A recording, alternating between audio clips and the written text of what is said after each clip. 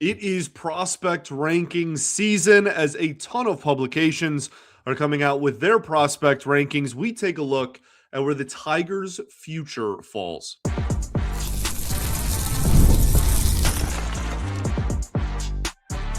You are Locked On Tigers, your daily Detroit Tigers podcast. Part of the Locked On Podcast Network, your team every day. What is up, everybody? Welcome back to another edition of Locked On Tigers. I'm, of course, your host, Scott Bentley. Today is Friday, January 23rd, 2026. Thank you so much for making Locked On Tigers your first listen.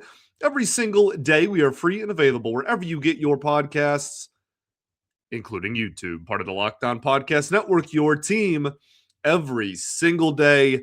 Welcome in, everyone. Welcome all. We are going to talk prospects today. We'll talk a little bit of Tarik Skubal at the very end. We'll talk a little bit of another minor league contract with an invite to spring training bullpen arm at the end that the Tigers brought in. But a bulk of the show is going to be surrounding prospect rankings that are just running wild through the internet and through baseball fans alike. It's always the end of January, early February. You know, they want to get these rankings out and done before pitchers and catchers report and camp starts, et cetera, et cetera. So really a fun time of year for the baseball enthusiasts, just because I'm starting to get the itch. Like earlier this week was the first time that I really was like, man, I am really missing baseball a lot at this point. And I think that stuff like this helps us kind of limp into the finish line that is the off season. So really how we're going to do this, we'll talk a little bit of Baseball America. They have 4 Tigers in the top 100 that they released. We'll talk about that, but we're going to spend most of our time looking at MLB Pipeline. Now, I am not here to say which publication is best or worst. I am in the business of what is the most obtainable. And MLB Pipeline is free. It is just the MLB's, branch of their prospect, ranking system. And so it does not need a subscription. It is available to everybody. And that's why I reference it more, even though it's really not my favorite in terms of analysis. It's the one that I reference because I want to make sure that the things that I talk about on this show are available to everybody. So we will talk about some others, don't get me wrong, but we're going to, and for what it's worth, another reason why we're spending a lot of time on Pipeline today is because they have, over the last 2 weeks, released their top 10 prospects in baseball by each position heading into the 2026 calendar year. So that's going to be our focus today. We're going to go through and see where the Tigers prospects rank in all of the 9 positions, but they have right-handed pitchers and left-handed pitchers. So out of the 10 spots available, okay, there's nobody projects to be a DH prospect, so that doesn't exist. We'll start with first base. First base is always interesting because it, in the modern era, is very little to do with defense most of the time. It tends to be a position that is very, you either are athletic enough and good enough defensively where eventually you can maybe play other positions, a la like Cody Bellinger is an extreme example. But there are guys like that. Luis Ariz started off as a second baseman, now has played more first. There's plenty of other examples of, kind of those uber athletic first basemen that maybe can hop around the diamond a little bit. Or you're the exact opposite and you are an anchor. You can play nowhere else but first base or DH, but you absolutely mash. Or at least from a prospect's perspective, you project to mash. And Al Avila did a lot of things, okay? A lot of things in his tenure as general manager of the Tigers, drafting Spencer Torkelson as a third baseman just to be able to tell people that they didn't draft a first baseman number 1 overall will forever be one of the funniest things that has ever happened in this organization's history. Genuinely, I laughed and still do at the thought of it. He was never going to be anything other than a first baseman. And going forward, I don't think he has the ability to be certainly not anywhere else in the infield. I guess maybe there's like a fantasy land where he can play corner outfield, but he's not exactly the fleetest of foot at first base. All of this is to say there are not any Tigers in the top 10 first baseman rankings in baseball. And the reason why I think that it's important to just like have that conversation and bring it up is because the Tigers' profile in the Scott Harris era is not very directed towards developing these type of players. I think Harris's and the draft team, the amateur scout team, etc., their mindset, I think, is far more focused on we're going to get athletes that can make contact, and we're going to then just let them grow and see what they develop into. It was the Padres, I want to say 2 years ago, that had their entire team, their entire 8 non-pitchers that were on the field, quite literally were all shortstops when they were in the minor leagues. And so it's one of those things where I think that is far more right or wrong. I'm not telling you that it's the way to go. The Athletics drafted Kurtz in the first round, and some people scoffed and were like, "Oh, first baseman in the first round, positional value." And then he was like maybe the best hitter in baseball as a rookie. So like it can work. The Tigers, I just don't expect to have a lot of players at this position going forward. Okay, far too much time spent on a position that literally the Tigers don't have anyone in. Let's jump over to second base. Second base, Max Anderson is in fact ranked, and he finds himself not only in the top 10, but in the top 5 second base prospects in baseball. Now, there's also some nuance with this, as proven by the fact that the Diamondbacks have 3 players in the second base top 10. There's no chance that all 3 of these guys will be consistent everyday major league second basemen. I know Tommy Troy has already gotten a lot of looks in the outfield for them. Chrysanthus has played kind of all over the infield to my knowledge. So like there's, plenty of flexibility and nuance with like, second baseman specifically. And I bring that up to say that my question with Max Anderson really has nothing to do. Well, I shouldn't say nothing. It has far less to do with the bat than it does the defense. And ultimately, if you can hit, you can play, man. Like Nick Castellanos has had a nice long major league career being an absolutely putrid defender pretty much everywhere they've put him, right? If you can hit, that is the hardest thing to do. If you can hit, then a team will find a place for you and put you in the lineup every opportunity they can. So ultimately, that's the most important thing. Now, Anderson got promoted from AA to AAA last year. Numbers fell off a little bit after the promotion, but that's kind of normal. Like right after you get promoted to maybe see your numbers dip down a little bit, make an adjustment to the new level, and then go back up. So nothing that really like alarms me there. But I what does alarm me is I have no clue where he's going to play going forward. To the point where I'm not sure I believe that he is going to be a major league second baseman really for a prolonged period of time. There's a lot of question marks defensively. He hasn't been able to really impress at third base. He is certainly never going to be a shortstop. There are, questions about whether he can even stick at second base. There's already some people, last year that were talking about trying him in the corner outfield or even first base because like nothing else is really working too well. So that'll be kind of an interesting thing there, but I'm excited to see him at the plate in a full season of AAA ball this year. And I mean, heck, he's a college guy that was drafted 2 or 3 years ago now. I mean, he'll be 24 later this calendar year. There's nothing that even says, if depth gets thin or there's a few injuries, or if he's just matching and looks solid defensively, that we don't see him as maybe like a utility type at some point in 2026. So Max Anderson ranks in the top 5 second basemen in baseball. Let's talk about everybody's favorite shortstop prospect in the Tigers organization and hopefully one of the best prospects in all of baseball, Kevin McGonigle. We'll do that right after this. First, though, I'm going to talk to you about our friends over at TurboTax. Tax season doesn't always have to take over your life. This year, TurboTax is making it easier than ever to just hand things off and move on with your day. With TurboTax full service, you can have your taxes done for you by a trusted local expert, start to finish, without the stress or guesswork. Instead of spending hours trying to figure out forms, you can meet with a local TurboTax expert in person or even connect online. They handle everything from W-2s, self-employment forms, and work to get you every deduction possible.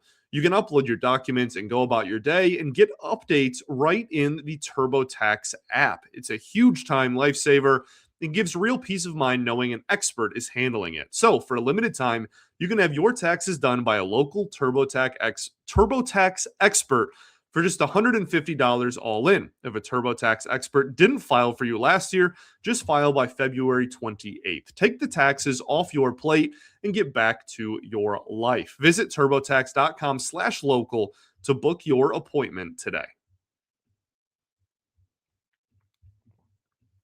All right, everybody, welcome back here. Segment 2. Locked On Tigers. Appreciate y'all for tuning in as always, making us your first listen every single day. Shout out to the everydayers that do tune in every day and making Locked On the #1 sports podcast network. We will, of course, be back on Monday. In the meantime, go check out the Everydayer Club. You can just go to lockedonpodcasts.com/everydayer and pick your team that you want to go all in on.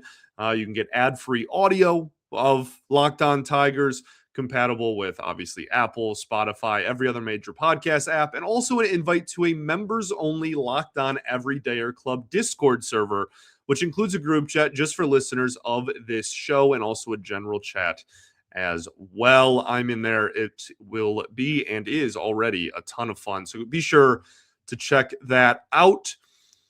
Today we talk about prospects. We'll talk about some other stuff too later, but we're mostly talking about prospects.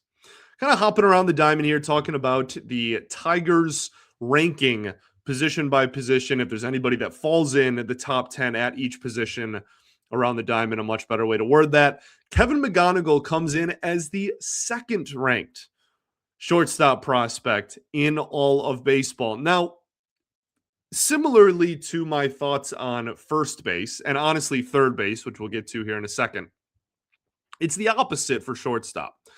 Everybody is a shortstop, especially international free agents or high school players. They are not specialized yet. They are just comfortably the best players on their team. If they're not a pitcher, they're either a catcher, a shortstop, or a center fielder, right? And so I think that that's important to remember. I mean, even like the only person ranked ahead of him is obviously Connor Griffin, who is ranked as the #1 prospect in all of baseball. Kevin McGonigle is ranked as the #2 prospect in all of baseball by most publications. There are even some that still rank him as #1 ahead of Griffin just because of the offensive profile. I'm not going to spend, I could do a whole half an hour just comparing and contrasting those two players. I love Connor Griffin. I've been a huge fan of his since his draft year, since he was coming out of high school. I talked about how I wanted him to fall to the Tigers. The Pirates get him, I believe, at 9th overall. The Tigers end up getting Rayner in that draft, who I'm very excited about, so all is fine. The thing with McGonigle is the question is how much, if at all, do we see him in 2026? The bat is there. The question is defense. Is he a major league shortstop? Right? Is he a major league shortstop defensively, or is he going to have to get kicked to either second or third base long term? This year, I mean, you could put him at third, certainly, if Colt Keith stinks, but that's, Colt Keith is also a lefty. You're not going to have them both kind of coexist at third base. That doesn't make much sense. Glaber's at second for the year. You gave him a qualifying offer. I would really like to see him get a shot at shortstop. It's currently McKinstry and Baez, man. Baez has 2 years left. McKinstry is a arbitration eligible, like pre 6 years of service player. Like you have a ton of flexibility at that position, and you have gotten next to no production out of it over the last 4 years. Well, honestly, you could go back way further, but just talking about like the Hinch era here. So I would love to see him get a more of a legitimate look at shortstop, but he's going to have to also like justify that opportunity. He's going to have to prove that he is good enough defensively to hold a spot there. So he comes in at number 2. Again, not like he was number 1. Connor Griffin just had such a transcendent year and is just this freak, 6'4", 6'5", like 220, 230, can fly, hits for power, crush the ball, he's played some outfield too, who knows. He's got a very, very high ceiling. But I think McGonigle's ceiling is maybe not the all-around player that Griffin's projects to be, but in terms of purely bat, I think McGonigle has the highest ceiling of any prospect in all of baseball, any minor leaguer in all of baseball. So we'll see what happens with him this year. No other Tigers in there. I think Rayner might be on this list if he stayed healthy last year. But also, like, shortstop is so loaded just because, again, like, every young player is kind of a shortstop. For instance, Eli Willits, who just literally got drafted number 1 overall by the Nationals. He was the number 1 overall pick last year, is the 8th ranked shortstop. Like that, you know what I mean? Like he's going to be a top 100 prospect. He's at 8 in his own position. So kind of a testament to that. Ethan Holiday, 10th ranked shortstop. Third base. The only thing that surprises me about third base is how weak it is. This is a very weak position in terms of like future, prospects to be excited about that have super high ceilings, in my opinion, at least. Andrew Fisher, the number 1 third base prospect in baseball per this ranking, currently with the Brewers, probably still like a year, maybe 2 years away. I think he's only about 20 years old. I mean, like I think has a pretty high ceiling, but like outside of that, I mean, for instance, just a testament to this, Hao-Yu Lee is the 3rd ranked third base prospect in all of baseball. Now, I'm excited about Hao-Yu Lee, and I think that he can be a pretty solid Major League Baseball player. Ultimately, last year in a full season of Toledo, he had a 406 slug and a 748 OPS. Like that being the 3rd best third baseman in baseball is kind of wild to me. Tommy White is number 4. Tommy, I mean, you talk about a fall of expectations after his freshman year at NC State. For those who follow college baseball, Tommy Tanks is an absolute, collegiate legend. Transfers to LSU. They try to put him at third base. He's not a good defender there. He still hits home runs, but the offensive numbers aren't what they were at NC State, certainly. He gets drafted by the Athletics and in the 2nd round, so almost falls even out of the 2nd round. Just kind of interesting, like he hasn't had an 800 OPS yet as a professional at any level. And like certainly still has some power, but doesn't really have any other tools. There is no chance that this dude is going to be a Major League third baseman. And he's the 4th ranked third baseman prospect in baseball. No chance that he's like a 10+ year third baseman at the Major League level. So I think Hao-Yu Lee being that highly ranked is more of a testament to the shallowness of third base as it is like a ton of excitement. I don't even think Hao-Yu Lee will be in Pipeline's top 100, and yet he's top 3 at his own position because they're probably going to rank all 10 shortstops. You get what I'm saying? I'm excited for Lee this year. I hope he makes the team. I hope in spring he kind of proves that he can fill that Andy Ibanez role, but that's what I'm expecting out of him. Not an everyday third baseman. Now, if he turns into that and I'm wrong, fantastic. I would always rather be wrong and have it benefit the Detroit Tigers. But my expectations for him are kind of limited to like being a platoon infielder that can play second base, play third base, and hit lefties. And if he can do that, I'm happy with it. It's not like a disappointment.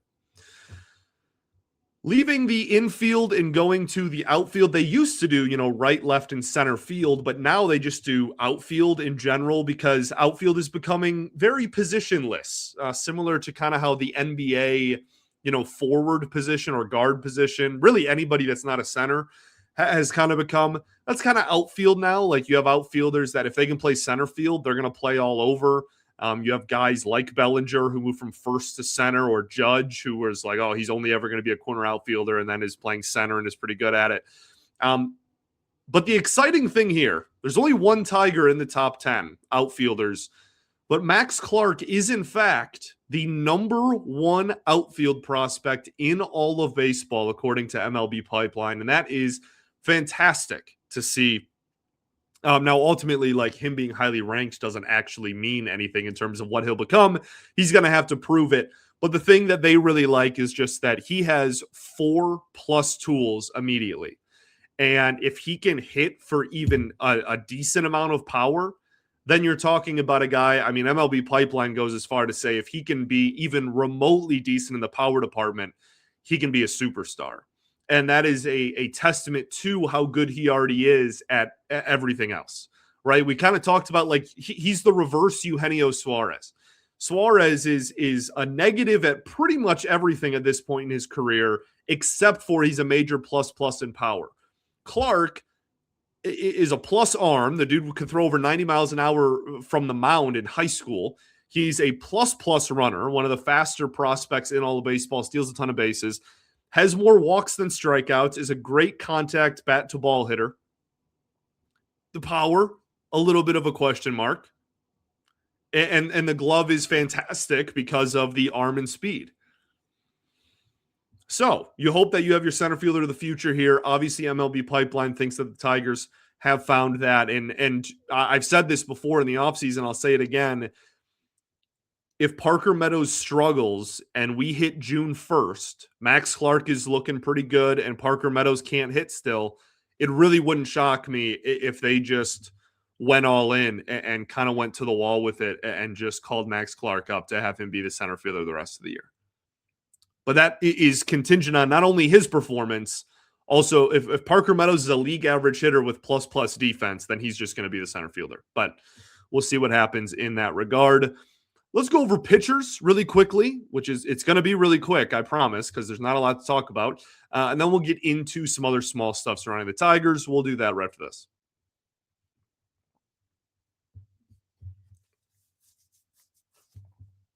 All right, everybody, welcome back. Your third and final segment, Locked On Tigers. Appreciate y'all for tuning in.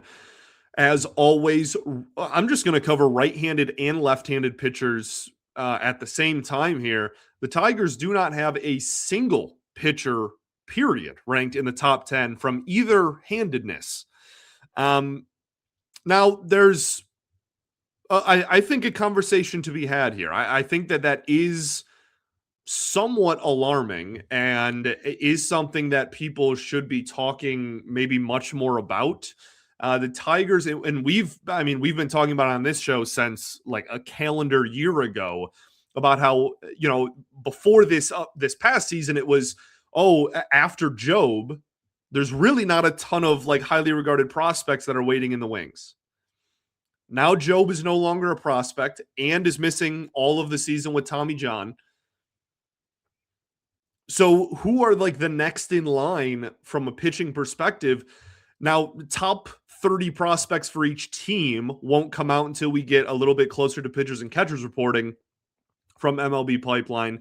But if we look at the 2025 list, the highest ranked pitcher, just period, in the Tigers organization was Jaden Ham, and he was the 10th ranked prospect in the Tigers org. He was nowhere close to a top 100 prospect. Jaden Ham had a really good season in the minor leagues 2 years ago.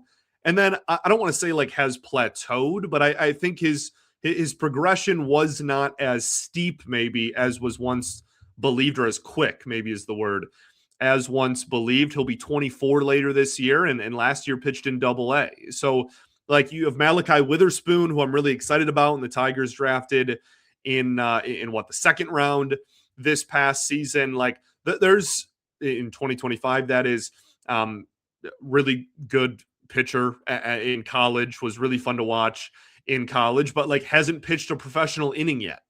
And like he was ranked 11 after the draft. Owen Hall. I really liked Owen Hall when they drafted him out of high school a couple of years ago. The issue is Owen Hall has pitched like a total in his, again, like 2 calendar years of being with the organization. He has pitched 9 innings.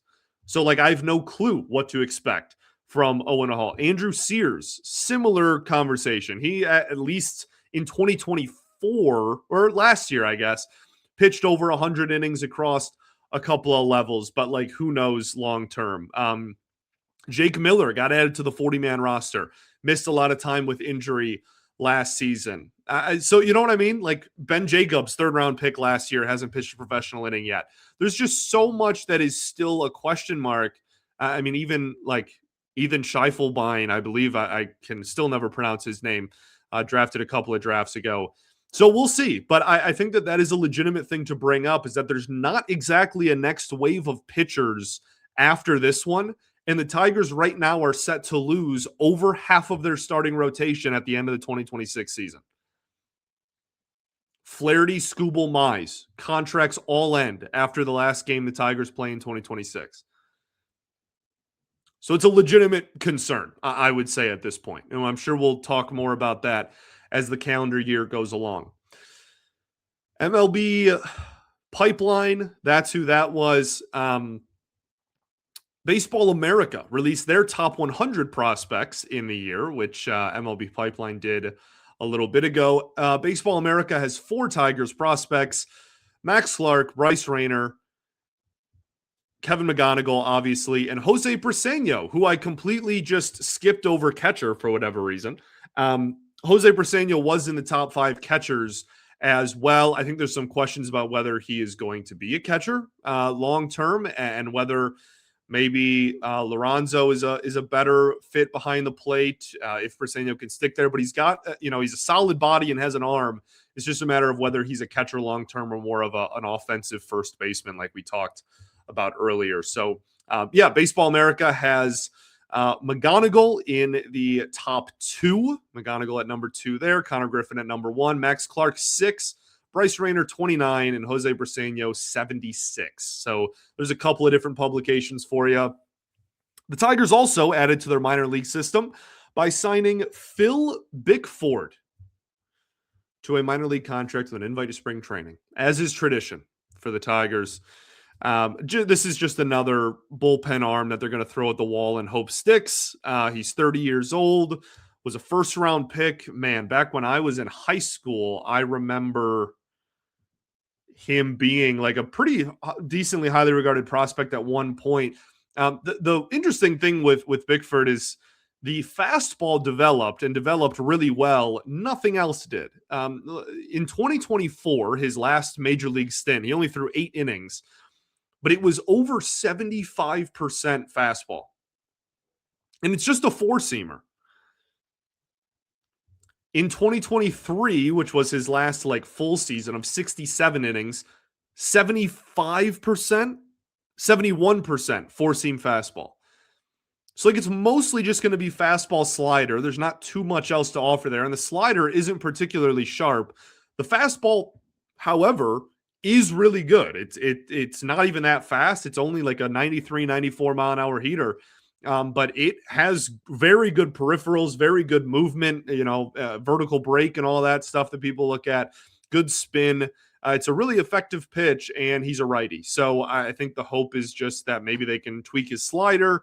He'll be back out there for a full healthy season, hopefully this year. Did not pitch in Major League Baseball at all in 2025. We'll see what happens. There's a million of these guys at this point. Okay. The only other thing I want to talk about is a little bit more of Skubal, and there's really not much to update on. This is like a fake update. John Heyman said that the Tigers, he now believes that the Tigers are not going to trade Tarik Skubal, and they're not very close on a Tarik Skubal trade. Shocker. Who could have possibly have thought that? That's stunning information that I never would have guessed in a million years. We've been talking about this since like the Tigers were still playing baseball, man. Like early October, late September, even. They were never seriously considering moving him. It would have had to have been a Godfather offer. And if no one comes close to their standards, they're just going to hold on to him for one more year. They're going to try to get him for under $20 million in a couple of weeks.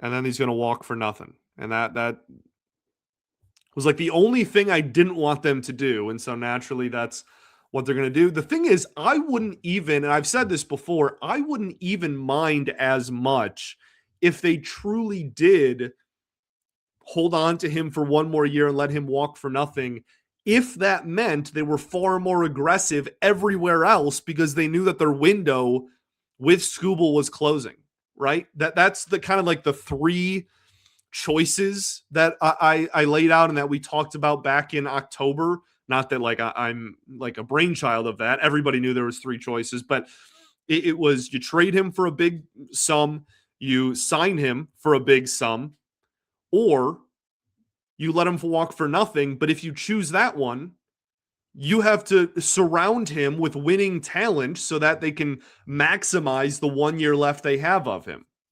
Instead, they chose nothing. They chose to sit on their hands and do nothing. They didn't add a single piece to the offense. They added a reliever, Kenley Jansen. They already had we're excited about the three-headed monster. Two of those guys were on the bullpen last year, and the bullpen sucked for a majority of the year. So, like, they added a reliever. They added no bats. They've added, obviously, a ton of, like, minor league help in terms of, hopefully, the bullpen. And they added, like, Drew Anderson, who I don't know, like, back-end starting pitcher, what have you. We'll see. That's the frustrating thing with the option they chose. It's not even the fact that they chose it. It's that they didn't reinforce their decision. They're just letting this pass them by. I thought we had a pretty positive show, and then I find a way to drag us down here. Enjoy your Friday, all right? Thanks for making us your first listen every day. Shout out to the everydayers that do tune in every day. We will, of course, be back on Monday as we pick up where we left off here in off-season talk. I appreciate you all so much for tuning in, even in January. Peace and love. Going to therapy's dope, and I'll catch you on Monday, baby. Go Tigers.